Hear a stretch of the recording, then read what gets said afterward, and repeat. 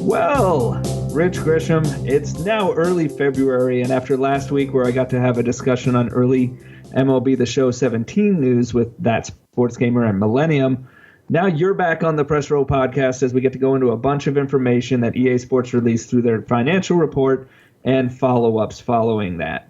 I'm Brian Weedeye, Pasta Padre, and we've got news on the level of success from FIFA, but also something of a preview of EA Sports fiscal year 2018 lineup, which is all games released from April 2017 through March 2018. Rich, welcome back to the show. Good to be here, Brian. I always love talking about sports. I love talking about video games. I love talking about business. So you put all three of those things together, you really got my attention. It's good stuff. Yeah, this is a lot of information for a generally dead period of the year. This is not when we're getting news on the upcoming Madden as far as like gameplay or features generally, or NHL or FIFA or NBA 2K. That's still months and months away. Pretty much you're left with MLB The Show at this time of year as the only game, but there's a lot to go through here that EA went into just now, and I think we'll start with NBA Live. Okay. So last May, you'll remember NBA Live 17 was quote-unquote delayed. And EA Sports said, immediately after that, we're going to put out a game on consoles early 2017. It's going to be in our fourth quarter fiscal year 2017, so January through March of 2017. And you'll also recall, Rich, that everyone on the panel of our Press Row podcast said, I don't think that's going to happen. It's not just the track record of the series, which had been delayed or canceled 3 times over a 6-year span, but the fact that releasing a basketball game in February or March didn't make a whole lot of sense, especially when a lot of people, anyone who's interested in NBA, probably already bought the competitor in NBA 2K back in September or October. So EA, from their financial slideshow, left off NBA Live from its quarter 4 schedule, which it had been there in every financial report, quarterly report prior to now. So I immediately saw that and tweeted out, I said, it looks like NBA Live is canceled or delayed again. An hour or two later, we got confirmation of that from EA themselves saying the next NBA Live console game will be out in the fall. So they're looking to release an NBA Live 18 essentially, and whatever would have been of NBA Live 17, whether it would have been released last year or early this year, that's canceled. That's done. That's scrapped. So they slide themselves into a period, which presumably into that period we've talked about, where there's almost every sports game for the entire year releasing. So that's a challenge in and of itself. But a brand that has been degraded so harshly over the last 6 years, and really the only way they're able to find success right now is on the mobile game, which has done pretty well. So it's interesting to see that EA continues to stick with NBA Live on consoles, even though I can't imagine another game lasting this long when it's been a financial drag on them for so long. And when there's a competitor on the marketplace that's so entrenched, Rich. What was your reaction to this? My first reaction was good. And I'm not being snarky or cynical. I'm completely legitimate. Good. Number one, the last thing I need on my plate personally right now is another sports game that's not going to be MLB The Show, which... Oh, it's always about you, Rich. It's always about you. What's inconvenient for you, Rich? From a console sports game perspective, as we've talked about for years, I mean, MLB The Show occupies a very large slice of my gaming time whenever it comes out. But really, from a perspective of... I'm glad that it continues to at least be in their long-term plans. I believe that it takes a long time these days to make a really good game. And so they're taking their time. Now, are they actively working on it? Do they have a dedicated team building it out, or are they moving resources around and then, maybe coming back to it? That's the real question, right? So, yes, it might come back in the fall. If there has been a group of people working on this game for the last couple of 2 or 3 years, and they feel that they will have something that is really ready for prime time, a console, AAA quality console basketball game that can compete with the other sports video games and AAA video games that it is going up against in the incredibly busy fall timeframe. Great. EA, I believe, continues to want to keep its partnership with the NBA over the long term because, as we'll talk about later, there are many different ways to make money in sports video games. Mm-hmm. And I'm glad that it's not dead. I'm glad that they're not putting something out that's, halfway at this point in time. And even if they don't release a true console basketball game for another year or two, I'm fine with that, right? I mean, just the older I get and the more experience I get in this business, it's okay to take your time. You can reestablish brands. You can establish new brands. The way that you create and distribute and manage video games in 2017 is very different than it was just a few years ago, and is going to continue to be different over the next few years. And, we've had all sorts of conversations about what sports video games are going to look like over the next few years. So I think they're keeping the lights on for the future NBA Live, and I'm fine with that. Sports video game fans these days have no shortage of great experiences to be had. Whether you're talking about the big EA games, or they're talking about NBA 2K, the show, Pro Evolution, some of the indie games that have come out, some of the heavy esports games like Rocket League. Nobody's clamoring, oh my gosh, it's a desert, I need something new. Take your time. Get the game right in whatever fashion it's supposed to be, and come back later. I'm happy with the whole thing. So at several points there, you referred to the idea of time, right? And we've had this before where, hey, if they just had extra development time, they could have done this, or this could have been better.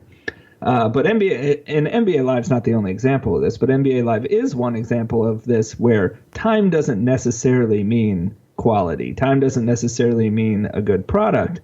EA had with NBA Live between NBA Elite 11 and NBA Live 14, and you could maybe say, well, yeah, they wasted a lot of time in there because they started to build things and scrapped them or whatever. But they had opportunities to spend that extra time, and they did it unwisely, or they made mistakes along the way. And for all we know, that could have happened again here. So the idea that if they just take another year, if they just take another 6 months, then NBA Live's going to be good. It's still going to be years and years behind NBA 2K, no matter how long they take to do it. The question then becomes, do you trust EA to get the product right? And it's hard to say yes. Do you trust EA that they have the right vision for this series? It's hard to say yes at this point. Do you trust that it's a product that could eventually succeed even if they did the right things? No, I can't trust that either, because as we've gone through before, it's really difficult for any sport nowadays to have enough sales to justify two different games. That's why soccer, we'll get to soccer later, but it's the biggest sport in the world, and that's the only sport that can support two games right now. So NBA Live is not only facing just that competition from NBA 2K, but competition from FIFA and competition from Madden and competition from every other video game that releases in September or October of the year. And as we've discussed on podcasts where we've gone through the issues with having all these games released within the same month or whatever it might be, is that things fall down the totem pole. NBA Live, no matter how good it is, it's going to be at the very bottom. It's going to be at the very bottom where people aren't going to give it a chance. And we saw that with NBA Live 16, which sold 8,000 copies its first week, compared to NBA 2K's 1 million copies its first week. So it has an uphill battle to fight regardless. Now, I don't, and just my personal opinion, Rich, is that I don't necessarily see the game being pushed back as a good thing, because no, I didn't think whatever they were going to put out in February or March was going to be anything spectacular, but it could have been the start of something, and it would have had the opportunity to breathe on its own, where you could say, okay, if it is a free-to-play game, let's say it's a free-to-play game, people would get on board with that. Or if it's a console, a typical console $60 game, it's going to be a tough sell no matter when they release it in the year. It's not going to sell well its first year regardless. Now, one thing I would say, Rich, is no matter when NBA Live comes out, and like I was just saying just now, it has to do something different, right? It can't just be a basic NBA game with basic features that have come in every game before it, right? You would agree with that. 100%. Yeah, so whether it's the feature set or whether it's the model, free-to-play model, something along those lines, which has worked with their mobile games, whether, how that can work potentially, or a digital download game. I mean, what I see from most people on social media, on forums, on my website, give us NBA Street, right? We don't need there is no yearning from consumers right now to have a second simulation basketball game. Would you agree with that? I would agree that we can't point to any quantitative data that would argue against it. Yeah. Okay, but there's also a lot of things that you and me, Brian, and the folks in our circle here feel strongly about that the general public doesn't necessarily feel strongly about. And a great example we'll talk about a little more later, so I don't want to get too far ahead of it, but it was FIFA 17, right? I mean, that is a shining example of how we felt in our group here, and even in the people that sort of participate in the commentary and the interaction and social media and stuff, that this was far from FIFA's best effort. There was some cool stuff about it, but there's hardly anyone that I spoke to that played both FIFA and Pro Evo that didn't point to Pro Evo being the far superior on-field experience. Yet, as we'll talk about in depth, this was the best year ever for FIFA from a sales and revenue perspective. So go ahead. So my point is that just because we may feel this particular way, there's still a very large amount of people that could potentially react and spend their money that would tell a different story. I'm not suggesting that is absolutely going to be the case with NBA Live in whatever shape it takes. It might be 2 or 3 or 4 years until the next EA NBA game comes out. It could come out, they could triple down on this, being like, what, we're just going to build for a truly transformational next generation experience where we're going to rely on sort of leapfrogging NBA 2K and just wait 2 or 3 or 4 years and try to do something completely different.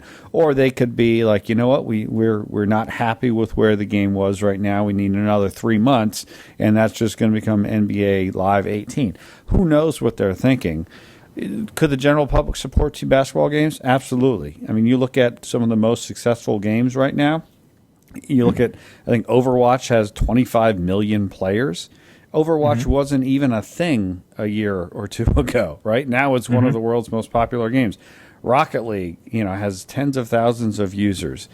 There is nothing that is stopping a new version of NBA Live from coming out and being fantastic, and smart video game fans flocking to it if it truly is. And again, I'm not suggesting that's what's going to happen. Right. All I'm saying is that we shouldn't discount the possibility of something happening. However, recent history does not suggest that anything like that is going to happen. Recent history suggests that that they're going to continue to struggle. But you never know what's going to happen. Games continue to get more and more expensive to create, more and more difficult to create, more and more difficult to compete against each other, and things go up and down. So, I don't know. My point is, I don't think that we can quantitatively state that there's not a market that people won't buy 2 games. Maybe people won't have to buy 2 games. Maybe they'll be able to play NBA Live in a way that we haven't really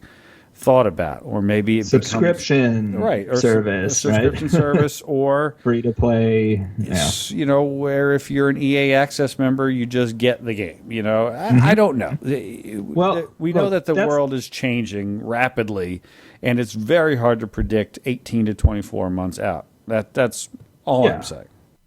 And so the key here is, and this will transition us into kind of our next subject, is that the reason why NBA Live still exists is because EA sees at some point in the future the potential of digital revenue coming from the game. They see the potential that if they can get the game into people's hands, people will spend money on Ultimate Team. People will spend money on whatever the next Ultimate Team is. Well, that plus, Brian, I don't want to cut you off. I'll let you go. Plus, just a purely digital distribution network where they don't have to pay anybody but themselves, right? There's no margin being taken away from retailers or from manufacturers or from physical distribution. So that dual combination of a purely digital distribution channel and the additional digital revenue, that's absolutely what keeps the NBA Live heartbeat going in whatever shape that it is.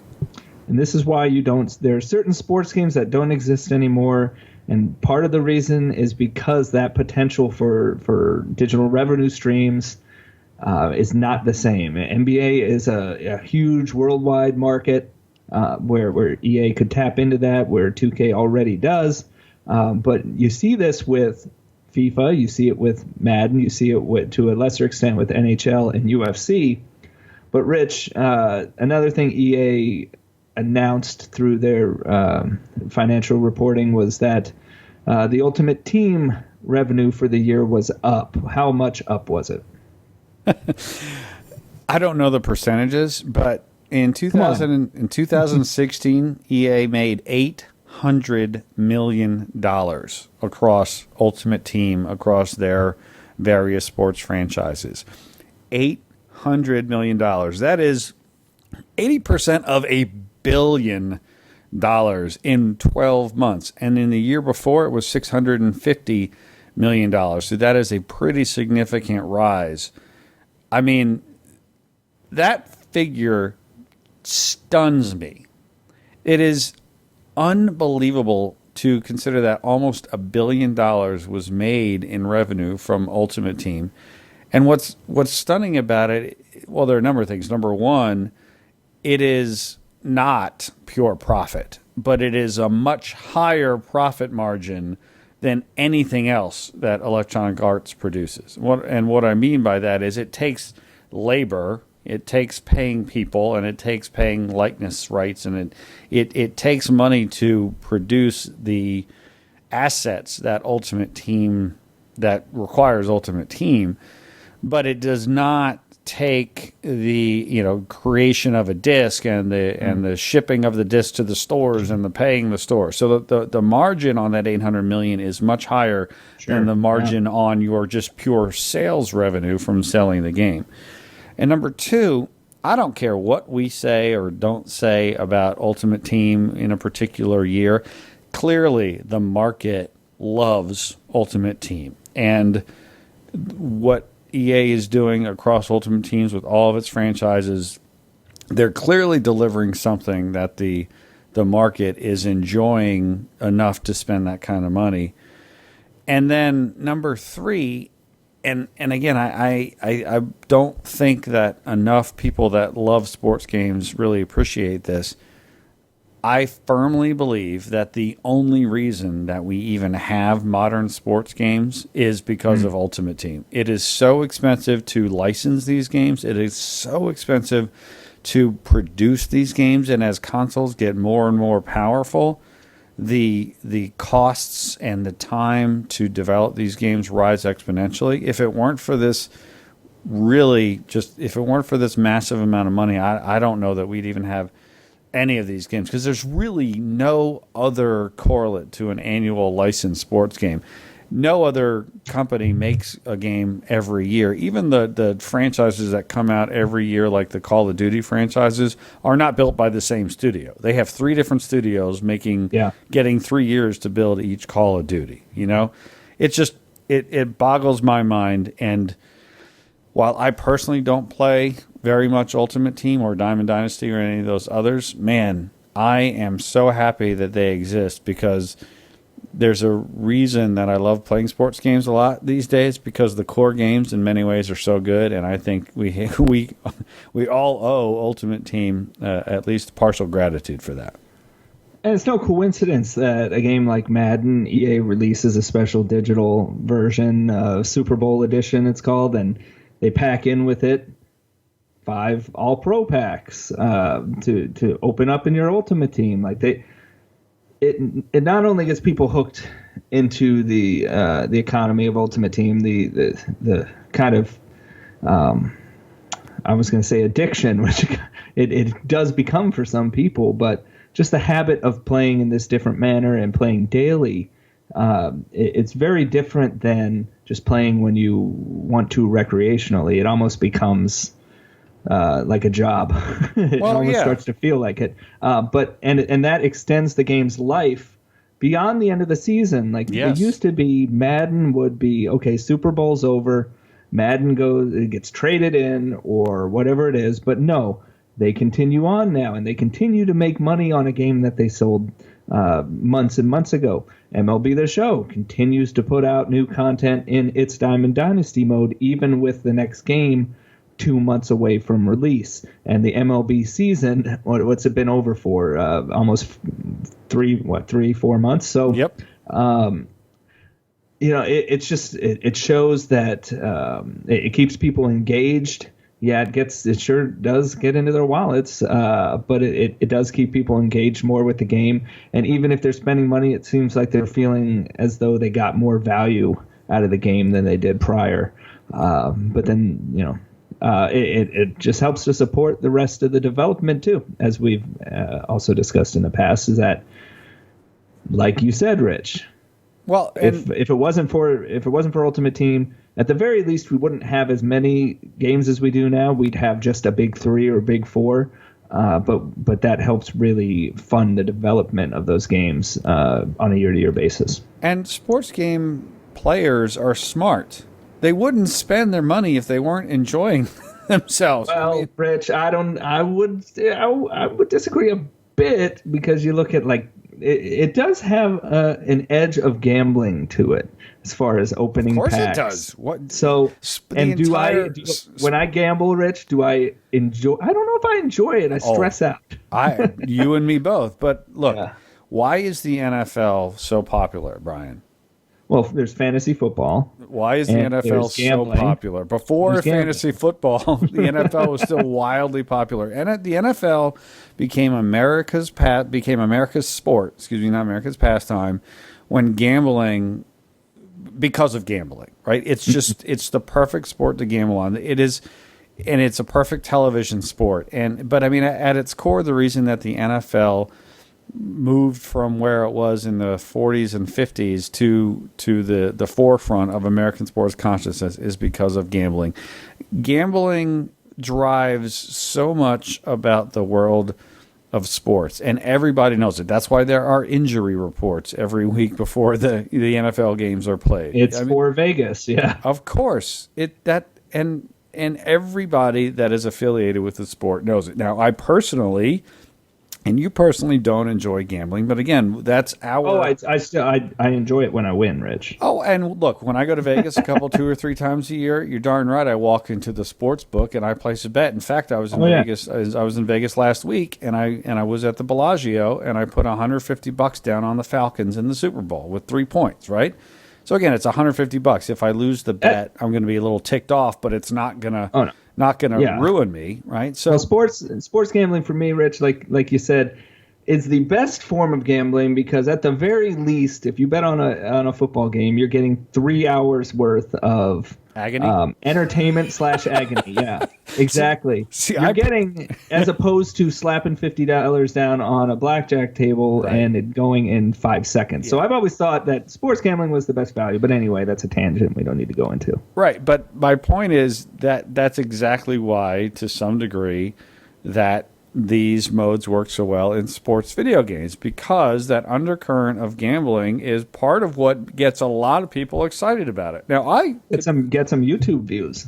Sure seems like it. People put, I dropped $250. Let's see what I got. Right, and I thoroughly enjoy watching an NFL game and having no money on it. When I have money on a game, which is extremely rare, I feel anxiety when I'm watching the game. But again, many people, billions and billions of dollars, countless dollars are wagered on NFL games every year. So, I mean, it funds the undercurrent. So it's no surprise to me, and I don't look at it in a cynical way or in a predatory way. I really don't. I look at it as, look, they continue to experiment, but ultimately EA and MLB The Show and NBA 2K and Pro Evolution, right? They've found an interesting way to create an entire new generation of fans. You talk to people our age, Brian, not only people like us that are just fans, but even, when we had Dazar on, a year and a half ago, he would say, I don't play that crazy NBA, my team, like that's not my thing. But we're of a certain age, in a generation, whereas you get, a lot of the younger kids, the only thing that they know is Ultimate Team. So it's just the way that it is. And again, I look at it in a positive way, right? You've got, nobody would spend any money on it if the underlying game was terrible. So it fuels a better experience. And I think the makers of these games know that, yes, they need to continue to please the fans of the revenue driving modes, but they also need to keep their core, because their core also provides that foundation. So I look at it as a positive thing until and unless they release a $60 game that only has Ultimate Team on it. I'm not going to have any problem with it. But the gambling aspect is absolutely part of it, but it's part of it because the gambling is the undercurrent of all big-time sports, whether you're talking the NFL, college football, and everything else. So as far as just normal sales, as opposed to what we concentrate so much on now, digital revenue, but FIFA was up 8% over the same period last year, FIFA 17 versus FIFA 16, and it was, again, it's not the first time, but it was the biggest selling video game in the world, Rich. Yeah, and I was a little surprised by that. I don't know why. Looking back, I can't imagine why I was surprised. But I was a little surprised, I guess, just because in our group, as I mentioned earlier in the show, FIFA didn't really strike home as much for us as it had in the past. But clearly, worldwide, it still remains. Like reviewers, you can do that with Call of Duty games. I mean, it did drop this year, but before that, people would say, this is the year. It just doesn't feel as good. It's not as good.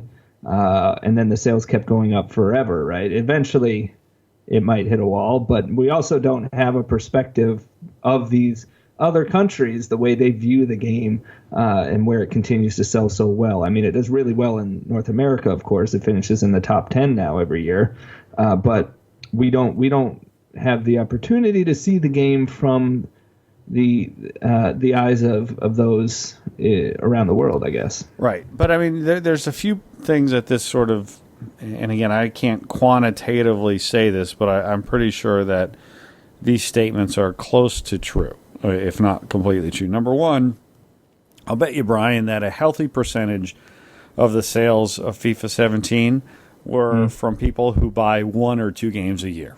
And FIFA is their one of the one or two games a year that they buy. And they play it year-round, absolutely. And they play it year-round. FIFA probably has one of the largest appeals, because almost no matter what team you support, your team is in the game. Whether it's a Premier League team or a Bundesliga team or a La Liga team or an MLS team. I mean, how many games can you, whether you love one of the super clubs or whether you love a championship side club can you actually go in, be the real team with the real players and the real kits and in a number of cases, the real stadium. It offers an authentic experience for a really wide variety of people, a very large appeal. And then, of course, you had the new story mode, which absolutely had to appeal to people who may not have picked up FIFA in the last few years, but maybe had wanted to and were intimidated by it. It wasn't that long ago that FIFA was an intimidating game to me because I wasn't nearly as into international football 5, 6, 7 years ago that I have been for the last 3 or 4 years, as I've spoken about, and as I even wrote about in a piece for Hit the Pass a couple weeks ago, which if you haven't seen, I would encourage you to take a look at my appreciation of Pro Evo. There's so many factors looking back that were not surprising to why FIFA did so well. And of course, Ultimate Team. So you put all of those things together and, congratulations to EA. Whether you love EA or hate EA, whether you love the FIFA game or hate the FIFA game, if you like sports video games, this is a great thing. To see a sports video game be the top selling game in the world is nothing but good for the genre. Nothing but good for EA, right? And if it's fashionable to hate EA, I think particularly in the last 3 or 4 years, EA has become a much more positive influence in the video game world. Like, not only am I a big fan in varying degrees of their sports video games, but I love Star Wars Battlefront. I've had a blast with that. My son and I still play that on a regular basis. I thought Titanfall 2 was tremendous, and I don't even like first-person shooters, and I played through the entire campaign of Titanfall 2 and was incredibly impressed by that. So, to me... Don't forget just the fact that an EA Access exists. In EA Access on the Xbox One, as we have talked about, is absolutely the best value in gaming. So, I'm just glad, and I hope that they continue to invest in the games in the way that it appears that they're doing. As we'll get to, they've made some pretty interesting choices for the lineups coming forward. And again, sort of tying it back to the original conversation, this is why I think that they can afford to, and I put that in air quotes, afford to continue to take their time and invest in NBA and see if they can come up with a formula that ultimately they think is going to work out long term for them. So tying in with the success of FIFA was the journey, which was the introduction of its story mode, right? And so 10 million people, 10 million plus, tried it at the very least. Yep. So that tells you that there's a high level of interest in it. Just the fact that you put any new feature in a game and a percentage of consumers are never going to touch it or know it exists or whatever. 10 million people at least gave the journey a chance, and EA announced that the journey, to no surprise, will be back in FIFA 18 with new characters and new storylines. And again, I think it's really smart, and not from a cynical perspective, right? But how can you get somebody who might want to play? People walk through a game store, they walk through a Walmart, and they see FIFA playing. They're like, wow, that looks great. But unless they're a big-time soccer fan, they would be intimidated by it. So having a single-player story mode that lets you experience the game in a way where you don't need to know any of the nuances of what a transfer window is or try to figure out Ultimate Team when you don't even know who any of these people are and what these crazy terms mean. You can just play as a guy who learns. Literally, the game teaches you how to play it, and then you start to learn to play on a team. It's brilliant. And then at the end, you get your guy a card that you can lead you directly into Ultimate Team. It's brilliant in every way. I personally didn't translate to me as a breakthrough experience, but that's fine because the way that I like to play soccer games is to take my Everton club and remake it and go try to make a run. So I thought it was kind of cool, but it didn't grab me personally. And I don't know how many of those 10 million people it grabbed, but it must have grabbed enough because they're going to do version 2.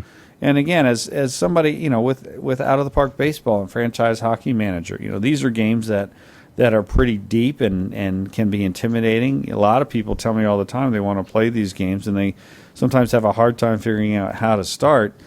It's so great to be able to offer a new way for not only new fans to play the game in a way that can really introduce them and ease them into it, but also returning fans having a new experience. I think is great. There are lessons to be learned for all kinds of games, not just console sports games, but even the games that we make. So, I'm glad it was a success. I'm glad they're building on it, and I'm curious to see what part 2 of the journey is.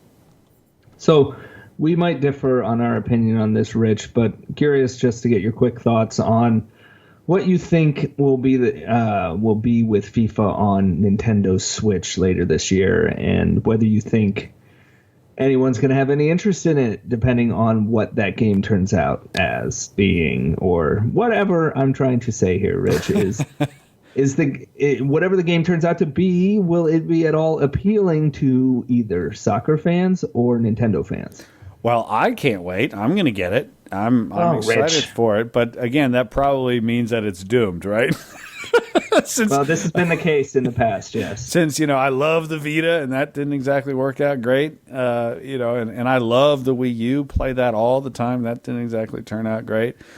So I obviously, when the game was announced, you and I think both predicted that FIFA would be the only game that would be announced for it from an EA Sports perspective, and we Correct, know that. Yeah. There was obviously a lot of typical internet uproar when it was either leaked or revealed or somehow came to knowledge that the version that will be published on the Switch is going to be sort of the foundation is the 360 code base as opposed to the current gen code base. I think that's all fine because personally, I was on a plane this past week going back and forth to Las Vegas, and I played an hour of FIFA, I think 12 or 13 on the Vita, and had a great time with it. I am so ready for a on-the-go FIFA experience that is going to be what I bring around with me on that Switch when I go places. And I mean, you're telling me 3 or 4 years ago, if I could have had a enhanced version of the 360 FIFA anywhere with me anytime, I would have signed up for that in a second. I'll sign up for that right now. And I don't mind that it's not going to be the same as the PlayStation 4/Xbox One version because, hey, I'm going to get 10 hours of the Xbox One version as part of my EA Access subscription. I'm going to have FIFA 16 or 17. I always get the numbers confused. I'm going to have it in the vault, right? I've got plenty of ways to experience that game without spending any money on it other than the cost of my subscription. And if I love it enough, I'll go get it through Amazon or something for $45. But I can't take that with me, and now I got what I'm fully expecting to be a very playable version of FIFA on the Switch that I'm going to bring around with me, and I'm totally cool with that. I realize I'm very likely in the minority on that, but I'm excited. But I'm excited for the Switch overall, and FIFA 17 being on, or FIFA 18, or just FIFA, I think is what they're calling being on it. I'm totally down with that, as long as it works. The problem with the Wii U launch sports games was that they didn't work that well. There were frame rate problems. They were clunky. As long as it works well, I'm excited about and will be buying FIFA on the Switch the day it comes out. Okay, so I had some time to think about this ever since the initial reveal, and I think the disconnect between your opinion on this and pretty much everyone else, Rich, is that you see the Nintendo Switch as a portable system that can also be played at home. Everyone else, based on what Nintendo themselves say, is that it's a home console that can be taken on the road. So it's just a different perception of what the system is going to be. So when Nintendo sells the system as this is basically a next-gen system, it's meant to be a home console with portability. People expect a home console experience. You, though, are looking at it as essentially a Vita that can hook up to your TV and play your Nintendo games. And it's just a different approach, you have a different way of valuing the system, a different way of valuing what would be a last-gen FIFA port, just because you're prioritizing the mobility aspect of it. Does that make sense? 100%. And it's the exact opposite reason. I could not stand the Wii versions of any of the EA Sports games. Hated them. I hated the waggle controls. I hated how they tried to. I mean, I give them credit for trying to create something different. I just personally couldn't stand the experience on the Wii. And on the Wii U, as I mentioned, all those launch sports games, they didn't work very well. They weren't that fun. But those were also completely tethered to my house, and I had superior versions of those on my home consoles already. And you know, Brian, I am a huge Nintendo fan. My son, who I've heard, 9, yes. loves Super Mario Maker and loves Zelda games. You know, A Link Between Worlds he's playing now, just absolutely loves it. Loves so much about Nintendo. It's been such a wonderful way for him to grow up experiencing video games, having that really good, positive foundation of so many terrific Nintendo games. So I'm biased very much towards Nintendo because I'm a huge fan. And yes, I travel a lot, and I'm always carrying my briefcase with me, where I got my laptop with me, and I'm going to have my Switch with me. And it's going to be really nice, Brian, when I'm kicking back in the hotel at night, you know, and I got Sports Center on, and I take out my Switch and I play a little bit of FIFA, you know. And then the battery dies. Well, I'll have it plugged in. Mitch. No, you're on the plane. You're out of luck. I said I was at the hotel. At the hotel. So, but yeah, no, you're completely right, Brian. I'm looking at it as a different experience that I can bring with me, while my quote unquote main sports game experience will be on my PlayStation 4 and my Xbox One. Here's my opportunity to play something fun, sort of a secondary version of it, and I'm totally excited about that. And yes, I'm definitely in the minority, and there are plenty of red flags about this, you know, the Switch system, but I'm positive on it. I think the other red flag as far as support from EA is that they came out and said they'll support the system basically when it gets popular. Well, I don't blame them. Or when it proves itself. And no, absolutely not, Rich. You can't blame that, but it doesn't give a consumer very much faith about where things are going, that it won't be the same situation as Wii U, where they put out one game and that was it. But nobody bought the Wii U, so it would have been dumb to do a second or a third game. If the Switch is successful, EA and 2K and Ubisoft and Activision will all make games for it, and if it's not successful, they won't. It's you know, I'm of the strong opinion that I don't need any experiences on the Switch other than Nintendo experiences. We've seen for 3 generations now, third parties making lousy games for the most part for these for these consoles, with a few notable exceptions. You know, Nintendo's just different. They're weird. They're strange. I love them for what they do. I hope they continue to do what they do. I don't need Assassin's Creed or Call of Duty or Overwatch on the Switch. I want Mario games and Yoshi games and Mario Kart, and I want all the great in Splatoon and Zelda. Like, those are, I'm perfectly fine with that. And again, I realize I'm not speaking for the majority, or at least wasn't what doesn't feel like it. Nintendo consoles are great for Nintendo games, and PlayStations and Xbox Ones are the same thing, and they've got all those games. In my world, and I think in a few million people's world, there's room for 2 different. You don't have to have all the third-party support to be successful on the Switch. All right, so we'll hit on the Switch again in an upcoming podcast once that system comes out, and then again once we learn more and get to play FIFA and NBA 2K later in the year. Yep. But 2 more things I wanted to make sure we got to in this episode, and that was one, a confirmation of a certain thing, and the other, the omission of a certain thing.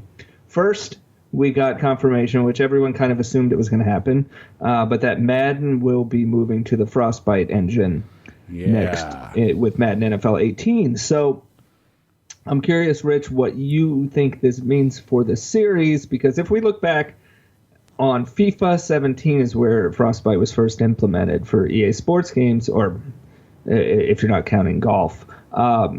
As far as the yearly league license type games, is FIFA 17, and it was a little underwhelming. I think most people would say it was basically just an enhancement of visuals, and I can go down the list of kind of what EA even advertises on their website as far as this. It's new environments like tunnels and locker rooms and manager's office, and you got the managers in there. You got and the stadiums more authentic, more facial emotion. It was mostly visual related, and visuals in a football game, while important, facial animations and things like that are hidden by helmets.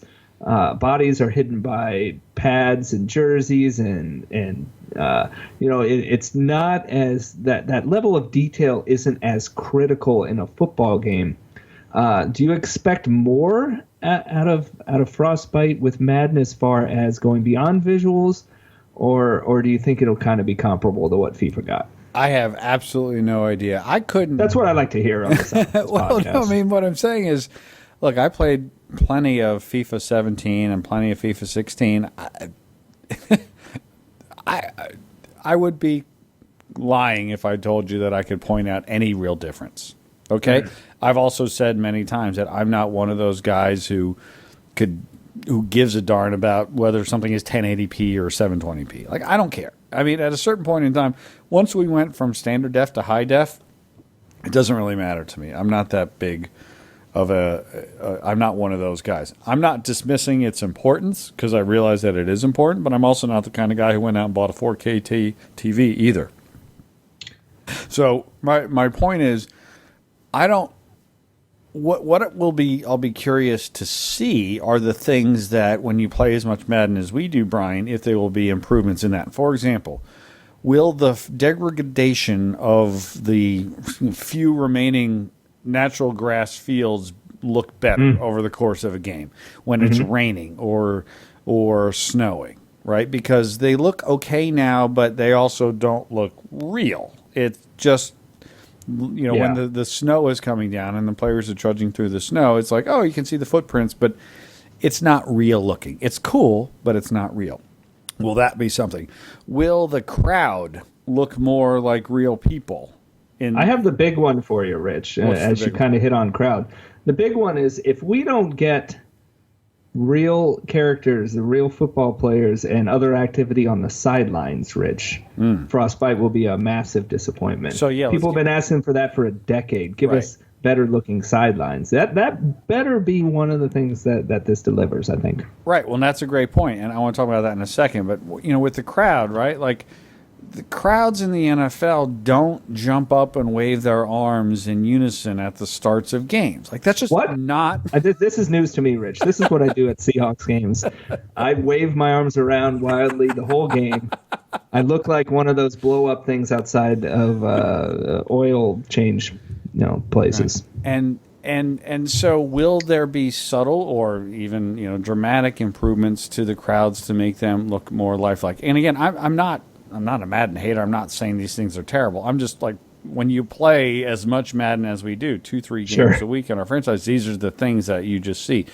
The sidelines, there still are not, when you look at players on the sidelines, their numbers are on the jerseys, but not their last names. Their last names are not on the back of of the jerseys. Will that be better? To your point, will they act a little bit more realistic? Like, typically the coaches' animations look pretty good, but the players behind them, you can just tell they're not completely... They're a remnant. Right, exactly. Of the old classic days. Will the ancillary people on the sidelines, the camera guys and the chain guys, like, will people operate independently of, or will there just be a series of groups of 2s or 3s that are sort of all doing the same thing? There's a lot of little weird stuff that happens all the time at the end of a play when a player is getting up and his feet are melting into the body of another player, or he gets caught up in a weird physics animation. Like, are these the things that Frostbite is going to to eliminate or dramatically improve, because I think we all agree that pretty much, and there's always room for improvement, the fundamental gameplay of Madden is pretty darn good. So, but the more you play it, again, the more that you see these kind of things, and you see that in everything, whether it's the games that I think are the best this year, like MLB The Show and Pro Evo, you see stuff like that in there too. So what I'll be interested to see is it will just be a better looking version of the same sort of things that we've seen, or will some of these things that we have been seeing for the last few years finally sort of move from meh or okay to whoa, that's awesome. That's what I'll be looking for. And I have no idea whether Frostbite will take care of some, all, or none of that. Yeah, I just think it's important to lay out right away, though, that a lot of people hear new engine and they think it's basically a brand new game built from the ground up, right? Well, FIFA proved that is not the case. Yeah, and it's never been the case. The last time it was the Ignite engine. It's like they're buzzwords, engines.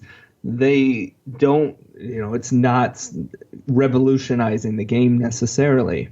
So I think just temper your expectations on that. Maybe they'll surprise beyond a little bit of what FIFA did. I mean, I think it's it's a good way to complement other improvements that are being made in the game. Well, and the other thing is, right, like this is a platform. The Frostbite engine is a platform that, if properly managed, and I'm talking way out of my hat here, but I know enough about software development that if you have a strong core platform, it can gradually improve the experience for all the different offshoots. We know that Frostbite was used for Battlefield. It's used for the golf game. It's used now for FIFA. It'll get used for Madden. Ultimately, you'll go to NHL. So what you do by having more and more games utilize sort of a common core is that you have a larger group of people who are all of a sudden able to contribute positively to a larger group of games. And the longer that you have, NHL operating, building some of its core systems on something that less and less people know about, basically it provides scalability, and providing scalability should provide better quality. I don't know that you'll see it incrementally on a year-to-year basis so much as over the course of, like, if you look over 2 or 3 years, you'll look back and you'll be like, oh man, if you plop in FIFA 16 next to FIFA 19, you'll be like, oh my gosh, I can't believe I used to play that thing. Look at that. You know what I mean? I think that's really what this is much more about that than incrementally having an annually released sports game have some sort of giant leap. All right, so last major subject for this episode, Rich, is July 2015.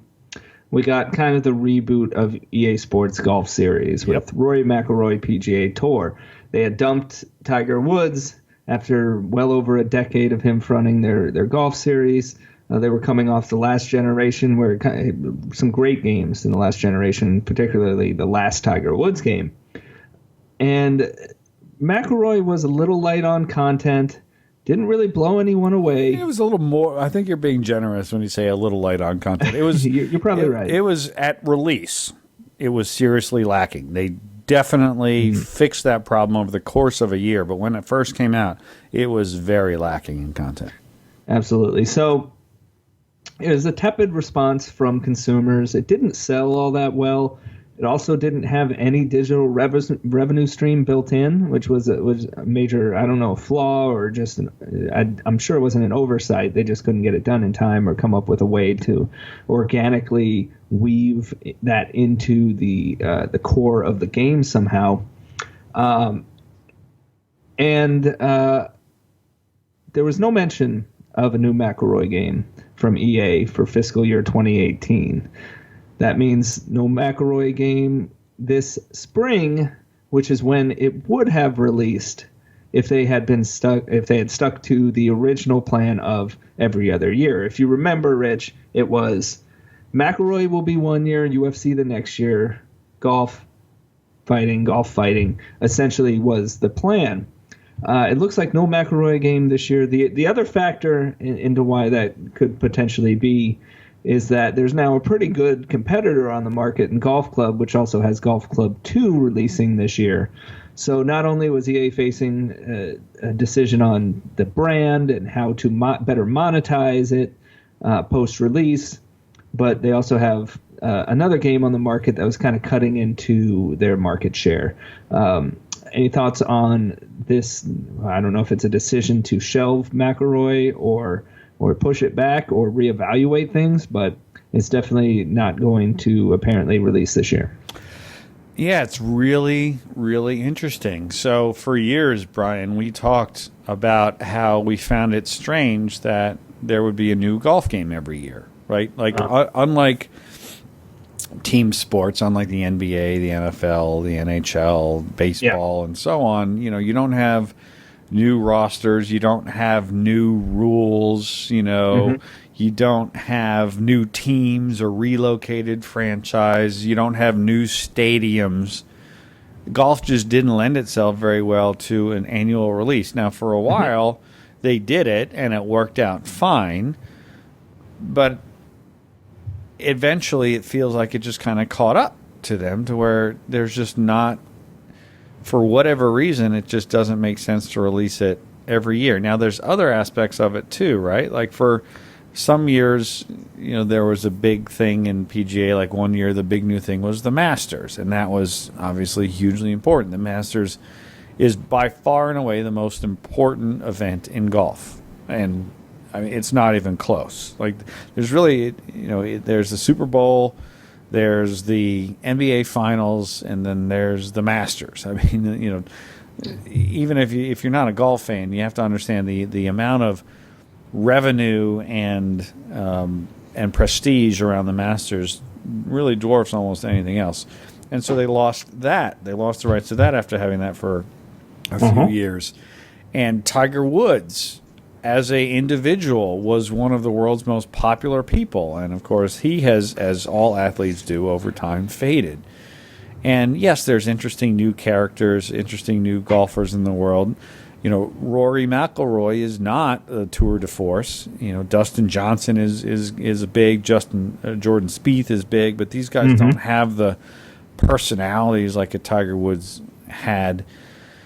But at the end of the day, it's just interesting that I'm pretty sure EA was planning on this being an every other year, but whether the game didn't generate the revenue that they wanted, or whether or not just the investment of time and resources to build another one, it's not easy to build a golf game on next generation consoles. I mean, golf courses take a tremendous amount of time and effort to build and to get right. It's a complicated game with the physics and with how all of those things work.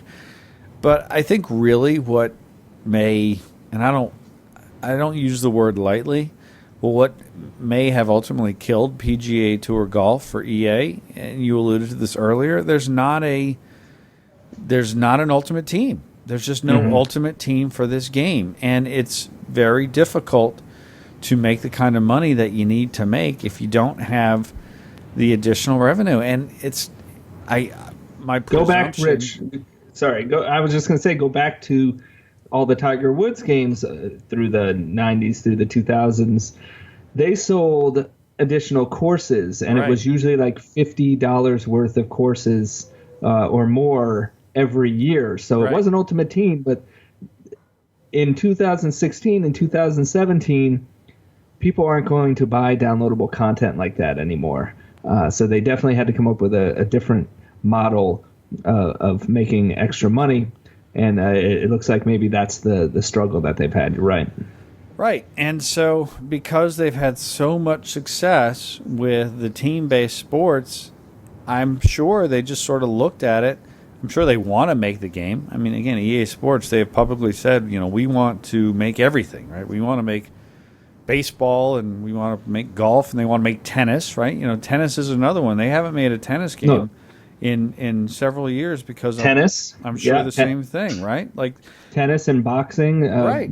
It's about licensing, and that's the same with golf, although you don't need as many of them necessarily. But it's about the licensing costs that go into getting every individual, and then the inability to do an ultimate team type mode. Like they tried it in UFC. it didn't really work out. It wasn't really at its heart in Ultimate Team mode. But it also just might be the demographics too, right? Like the people who it's an older crowd. Right, the people who Absolutely. are buying PlayStation 4s and Xbox Ones aren't, in some cases, aren't the people that are buying or playing PlayStation 2s and the Xbox 360s. You know, there's a lot of different pieces to this puzzle. I think at the end of the day, if they had a way that they could have a version of Ultimate Team and PGA Tour Golf, it would be coming out this year. But I think it's that combination. There's no more Masters license. Tiger Woods is not the popular personality that he was. He's a shell of his former self. You know, you don't have the Ultimate Team, and it's generally speaking, an older crowd, and golf itself is on the decline. Like the actual numbers of people playing golf has gone down a little bit over the course of time. There's just a lot. There's a lot of factors against it that I guess they haven't been able to solve. And again, I don't want to dismiss this. It takes every time that there's a new console generation, the amount of time and effort that it takes to make a game that exploits it goes up. And I don't think it's ever gone up as much as it did in the move from the 360/PS3 to the Xbox One and PS4. At the end of the day, I just don't think EA has found the right recipe to where they can make the investment and recoup it at anywhere close to the margins that they get from their the team-based games. All right. Well, Rich, was that enough news for you for the beginning of a February? I love it. It's great. How great is this that we're able to talk about all this good stuff, and there's no major sports game coming out for at least another 5 or 6 weeks. Yeah, it's a lot of fun, and we got more, I'm sure, to come on MLB The Show pretty soon. Oh boy, I can't wait. There's other games. There's a lot of indie games, arcade games that are in the works and coming soon. There's the Golf Club, Super Mega Baseball, Out of the Park Baseball 18. Out of the Park Baseball 18. Come on, I gotta say it. Old time hockey. Yeah, there's a lot of fun stuff coming. That's not the show is the major one, right? But there's a lot of fun stuff that's going to be coming out, and I'm sure there's going to be a lot to cover on those also. So these are great days to be a sports video game fan. I mean, I say it, but I say it for a reason. There are so many great sports video games to be played, and you can play them without spending a lot of money. So many different ways. And I'm not even talking about the latest versions of the latest games. You go back a year or two, there's a lot of great stuff out there. These are wonderful times to be a fan of these games that we love, Brian. Yeah. Well, all right. Thanks, Rich, for coming on for this episode. We'll be back next week where I'm sure there'll be a whole bunch of other stuff. Always is. To go through. Thank you out there. And both of us want to thank all the listeners out there. We just crossed over 3 million downloads of the Press Row podcast. Amazing. Which is a pretty cool milestone. So thank you everyone out there who's contributed to that number. We appreciate it. We're happy to put the show on for you and continue it on as we go forward. So, well, the best part about it, Brian, is of course, 3 million downloads. Since we get $1 per download, you and I have made $3 million, right? I was going to say it should be 5. If only it worked that way. Yeah, if only. Heck, I would take a penny a download.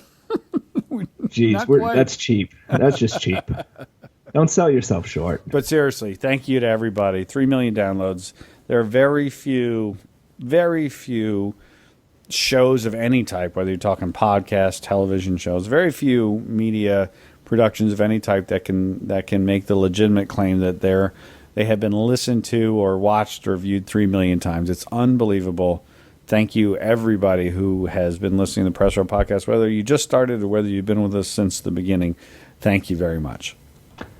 All right. So for Rich Grisham, I'm Brian Weedeye. Again, thank you, everyone out there, and hopefully you'll continue to tune in starting with next week's episode. Take care.